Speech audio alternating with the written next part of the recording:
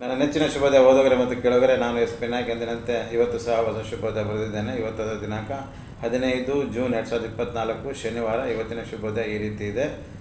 ಪ್ರತಿಯೊಬ್ಬ ಮನುಷ್ಯನಿಗೆ ಜೀವನದಲ್ಲಿ ತಾಳ್ಮೆ ಎಷ್ಟು ಮುಖ್ಯ ಅಂತ ನಮ್ಮ ಹಿರಿಯರು ಆಗಾಗ ನಮಗೆ ಕಿವಿ ಮಾತನ್ನ ಹೇಳ್ತಾ ಇರ್ತಾರೆ. ಹಾಗೆಯೇ ನನ್ನ ಅನುಭವ ಹೇಳುತ್ತೆ, ನಮಗೆ ತಾಳ್ಮೆ ಎಷ್ಟು ಮುಖ್ಯನೋ ಕೋಪವೂ ಕೂಡ ಅಷ್ಟೇ ಮುಖ್ಯವಾಗಿರುತ್ತದೆ ಎನ್ನುವುದು ನನ್ನ ಸ್ವಂತ ಅನುಭವದ ಮಾತು. ಇದು ಆಶ್ಚರ್ಯವೆನಿಸಿದರೂ ಸತ್ಯ. ಹೇಗೆ ಅಂತೀರಾ?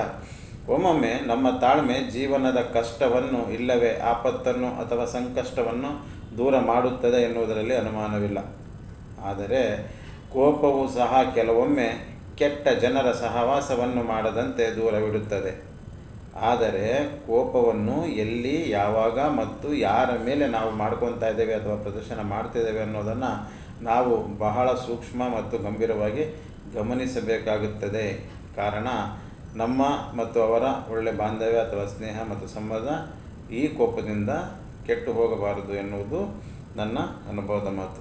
ಏನಂತೀರ? ನಿಮ್ಮ ಅನಿಸಿಕೆ ಅಭಿಪ್ರಾಯಗಳನ್ನು ಕಮೆಂಟ್ಸ್ ಬಾಕ್ಸಲ್ಲಿ ಹಂಚ್ಕೊಳ್ಳಿ. ಧನ್ಯವಾದಗಳು.